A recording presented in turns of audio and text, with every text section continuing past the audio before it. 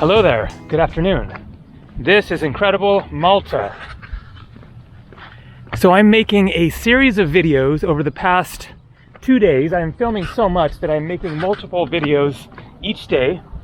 And so this is the start of a new video, but I filmed previously today and yesterday, mostly focusing on the ancient sites and various historical buildings, as well as the Popeye village, the set for the movie Popeye from 1980, as well as the towns and various other things. But I haven't gotten to one of the most important things to experience here in Malta, which is the Mediterranean Sea. And so this video is going to be devoted more to the sea, finding swimming spots. Now, I wanted to discuss how I managed to find many of the places that I have shown in this series of videos. So the first and most obvious is look on the internet, best ancient sites, best swimming spots, best castles, coolest towns, whatever. And all you have to do is get some names and look at some pictures, and within a few minutes you have an idea of places to go. Now, as I have shown, then a lot of the places that I found were in the course of driving to places that I had plugged into Google Maps because I'd found out about them online. And then along the way, either seeing various things from, the road while driving, a castle on a hill or whatever. No idea what it is, but then just try to figure out, okay, let's get up there, it looks interesting. Or you just see a sign and it has a symbol for ancient ruins, something like that, looks intriguing. You pull off the road, follow the signs, go find it. Now, the way that I found out about this, the Blue Grotto, is I was at these temples just a mile away that I showed at the end of the last video, and I was looking for various swimming spots and whatnot, and then I decided to just look on the map what was near me, and there was something called the Blue Grotto, and that immediately sounds interesting. The pictures looked amazing, and it appears to be something quite incredible.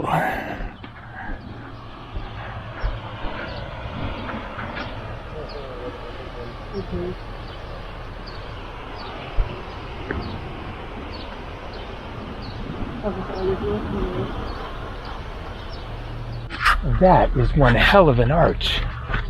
Man. Insane. And to think that I was a 3-minute drive that way and about to take off and drive somewhere else and never would have known anything about this if I hadn't just looked on Google Maps to see, okay, what's around me on the sea here. And there you go, something that is, one of those just unreal places in the world. I'm not sure exactly what else there is to do here other than take the boat, of course, but you can also get down over there. Let's pop down over there. Looks like there's another, like a chasm hole, something like that over there. Some very interesting looking caves out there. Looks like a fish hook on that cliff there.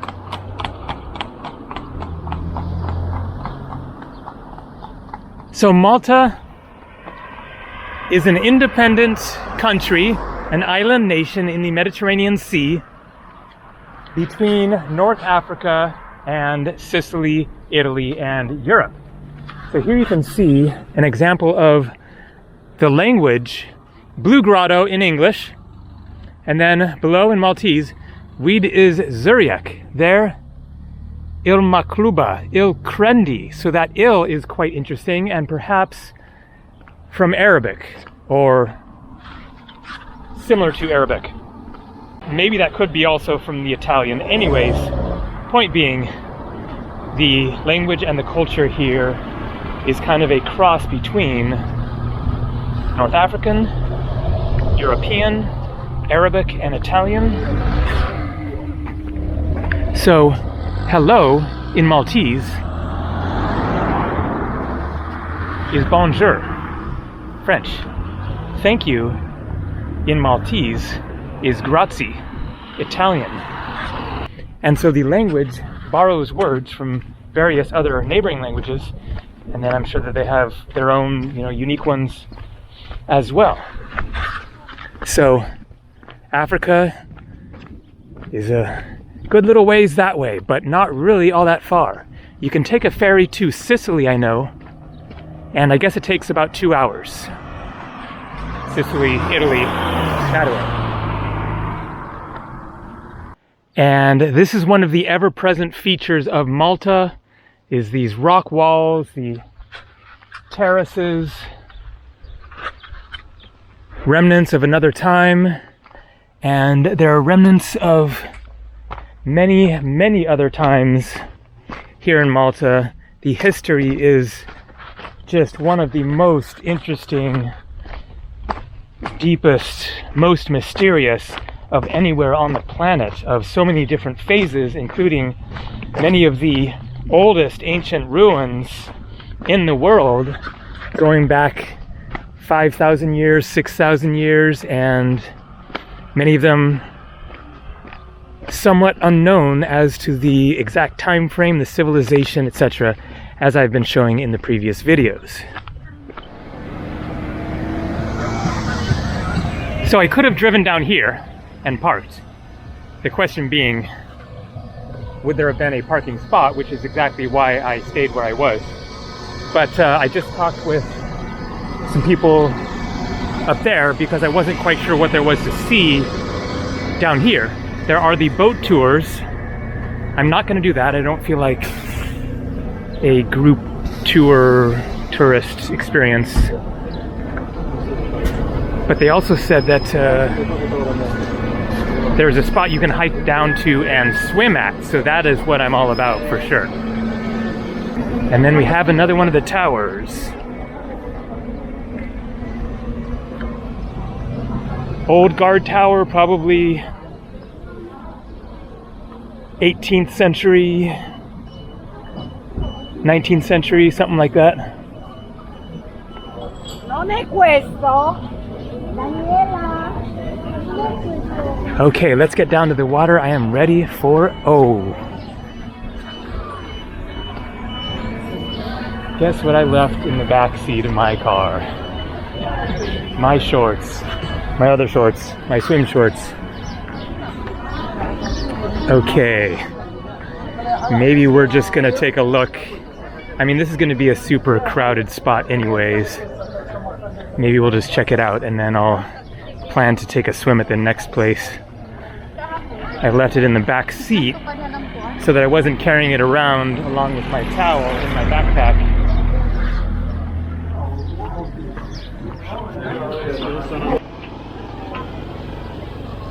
So I guess that is what you experience on the boat tour. Going into the grotto, the massive cave. And right there is the water and some great looking jumping off points.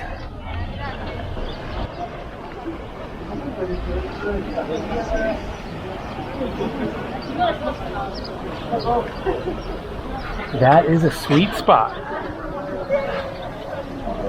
Oh, that water is looking so refreshing. I've been hiking around in the afternoon sunshine all day.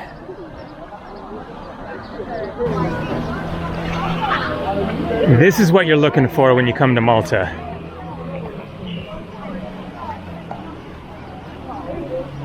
It's not just about the beaches. Something about this that is kind of more interesting. For one thing, you have the clear water because you don't have the waves lapping at the shore. You can just jump right in and it's crystal clear, you can see.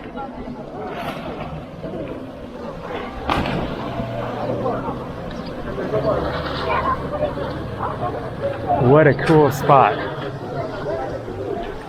But I think that I will just keep on cruising. I could, go for a swim in these shorts. They could stand to be washed off anyways, but then I have super wet shorts to try to drive around in. And there are going to be more swimming spots, I guarantee it. Let's go find another amazing one.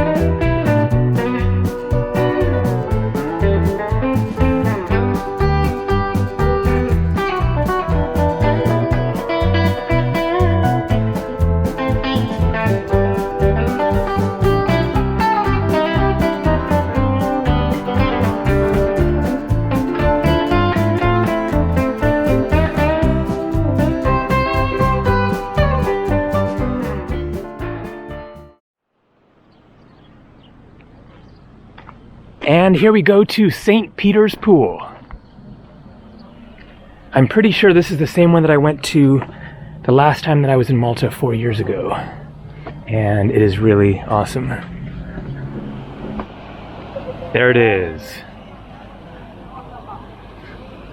Another crowded spot, but that is going to be the case at most of the beaches around here.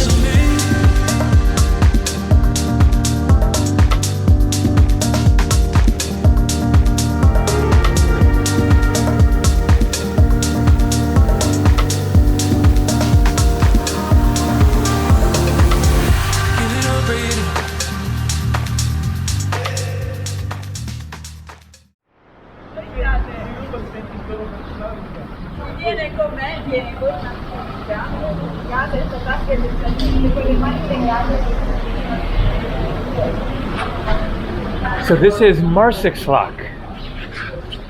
We'll get a taste of a typical Maltese seaside town. You can see the lovely harbor up ahead. And I will be looking for drink and eat. Interesting. Leonardo da Vinci Valletta. Why Leonardo da Vinci? Maybe he was here. Of course, from Italy, not so far away. Maybe he came to Malta.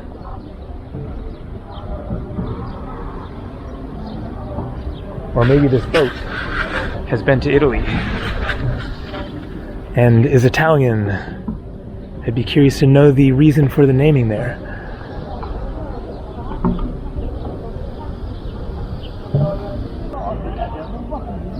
And let's take a closer look at the cathedral there.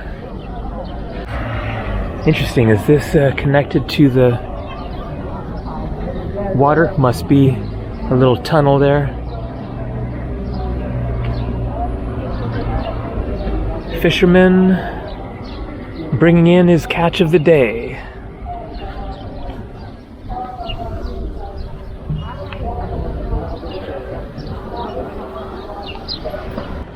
It's a little early for the dinner crowds. Getting close to 6 o'clock, I think, but later in the evening it will be more happening.